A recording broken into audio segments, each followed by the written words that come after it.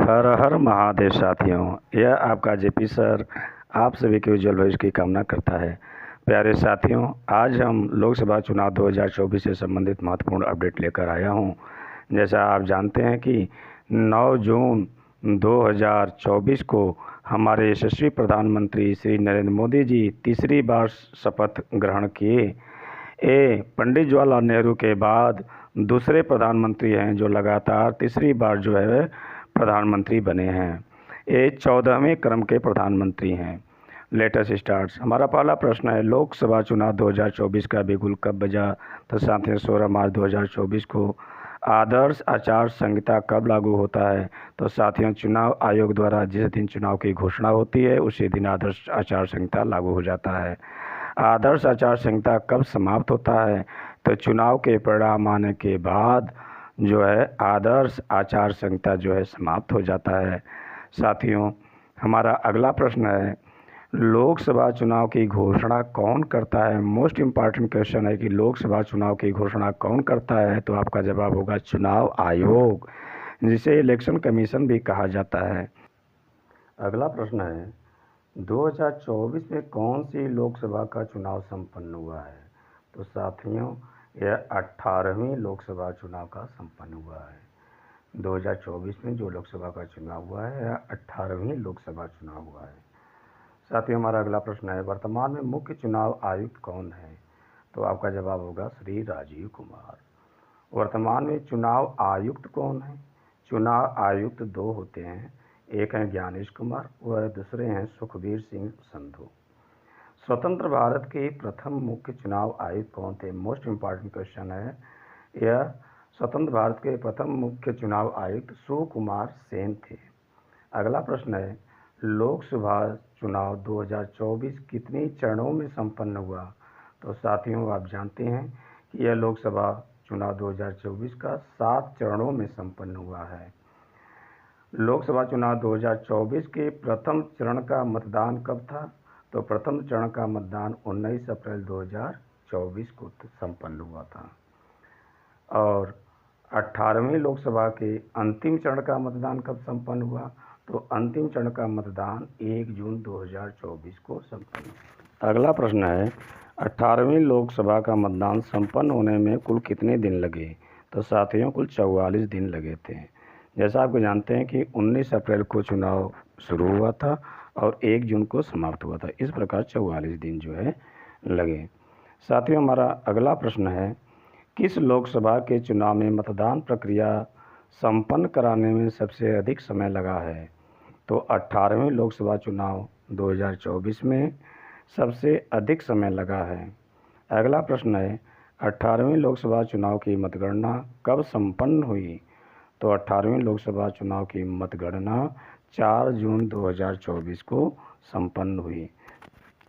साथियों, हमारा अगला प्रश्न है कि 18वीं लोकसभा चुनाव में आचार संहिता लगने से लेकर नतीजे के आने तक कितना समय लगा?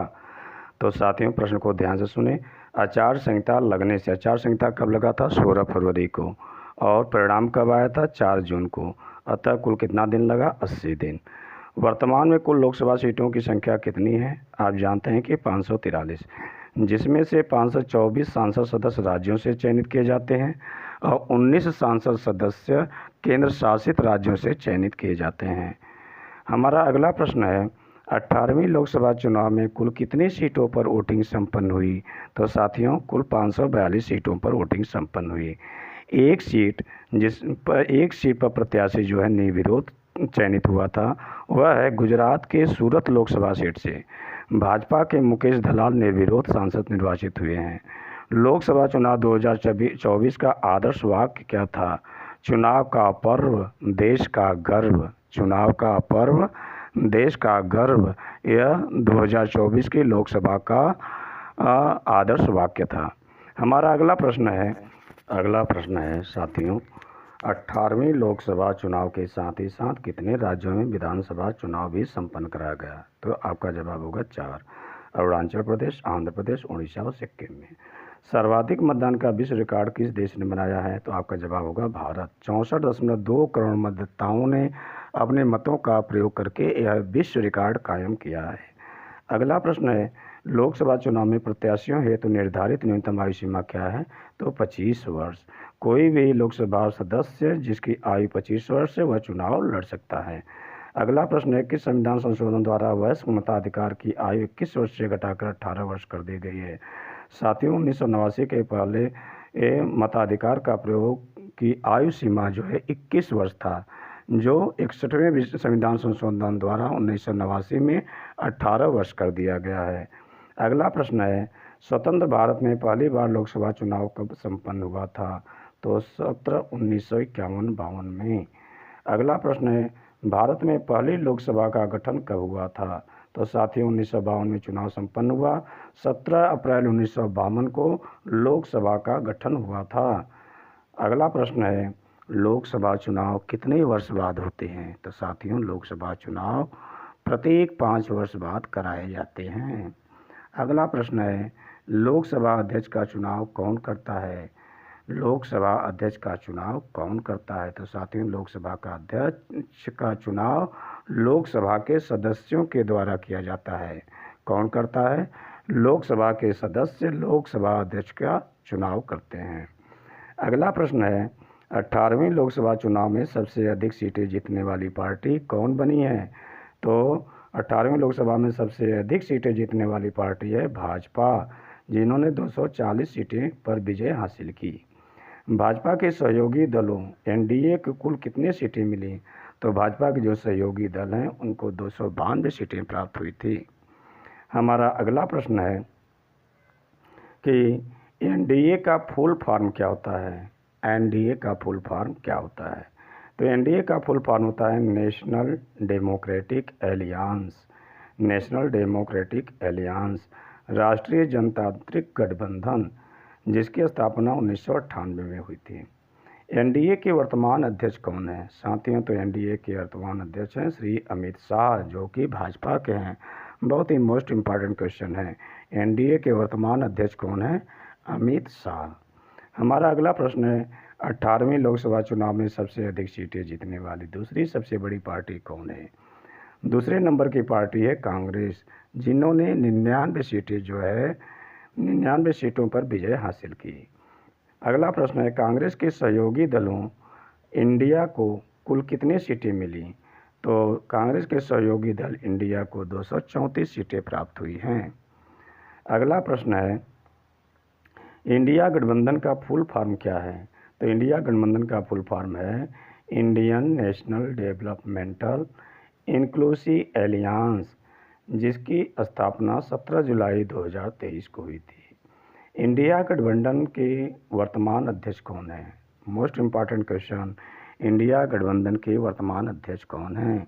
तो इंडिया गठबंधन के वर्तमान अध्यक्ष मल्लिकार्जुन खड़गे, जो कांग्रेस से हैं। मल्लिकार्जुन खड़गे, जो कांग्रेस से हैं। हमारा अगला प्रश्न है, 18वीं लोकसभा चुनाव में कुल कितनी महिलाएं सांसद चुनी गई? मोस्ट इम्पॉर्टेंट क्वेश्चन है सभी प्रतियोगी परीक्षाओं की दृष्टि से। आपका जवाब होगा 74। 18वीं लोकसभा में कुल 74 महिलाएं सांसद बनी हैं। 17वीं लोकसभा चुनाव 2019 में कुल कितनी महिलाएं सांसद चुनी गई थी? तो 2019 में कुल 78 महिलाएं सांसद चुनी गई थी। पिछली बार लोकसभा चुनाव से इस बार के लोकसभा चुनाव में 4 महिलाएं जो है कम हैं। अगला प्रश्न है, 2024 के लोकसभा चुनाव में मतदान प्रतिशत कितना रहा? तो साथियों, मोस्ट इम्पॉर्टेंट क्वेश्चन है यह। आपका जवाब होगा 66.33%। 2024 के लोकसभा चुनाव में मतदान प्रतिशत 66.33% रहा है। अगला क्वेश्चन है, 2019 के लोकसभा चुनाव का मतदान प्रतिशत क्या था? तो 2019 के लोकसभा चुनाव का मतदान 67.40% था। तो हम ये तुलना करें तो दोनों की तुलना में कुछ अंतर आता है। तो जो क्वेश्चन बनता है, पिछले लोकसभा चुनाव के अपेक्षा इस बार का मतदान प्रतिशत कितना कम रहा? तो साथियों 1.07%। 18वीं लोकसभा चुनाव में योग्य मतदाताओं की संख्या कितनी थी? तो साथियों, 18वीं लोकसभा चुनाव में योग्य मतदाताओं की संख्या 968 मिलियन अर्थात 96.8 करोड़ थी। अगला प्रश्न है, 18वीं लोकसभा चुनाव में कितने मतदाताओं ने भाग लिया? तो 642 मिलियन मतदाताओं ने भाग लिया। 642 मिलियन को हम 64.2 करोड़ भी बोलते हैं। हमारा अगला प्रश्न है, 18वीं लोकसभा चुनाव में कितनी महिलाओं ने मतदान किया? तो साथियों 312 मिलियन अर्थात 31.2 करोड़ महिलाओं ने अपने मतों का प्रयोग किया था। अगला प्रश्न है, 18वीं लोकसभा चुनाव में सबसे अधिक मतदान प्राप्त प्रतिशत वाली पार्टी कौन है? वह कौन सी पार्टी है जो सबसे अधिक मतदान प्रतिशत प्राप्त की है? तो भारतीय जनता पार्टी कुल चुनाव का 36.5% जो है वह प्राप्त की थी और दूसरे नंबर पर है इंडियन नेशनल कांग्रेस 21.2% और अन्य 7.03% और समाजवादी पार्टी 4.58% और AITC 4.3% यह जो है मत प्राप्त किए थे। अगला बिंदु है 2024 लोकसभा चुनाव में पार्टीवार सीटों का विवरण। भाजपा जो है 240, Congress 99, Samajwadi party 37, Trinamool Congress 29, DMK 22, Telugu Desam party 16, Janata Dal United 12, Shiv Sena Uddhav 9, NCP Sharad Pawar 8, Shiv Sena Shinde 7। ये जो है पार्टीवार जो है सीटों का विवरण था।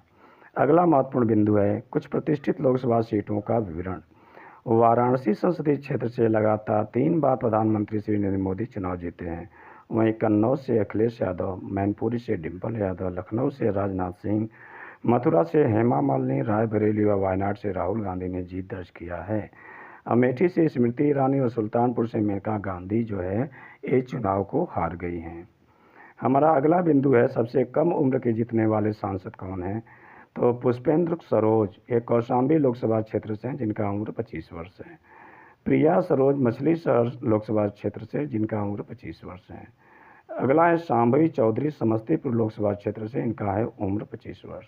अगला संजना यादव भरतपुर से, उम्र सीमा इनकी 26 वर्ष।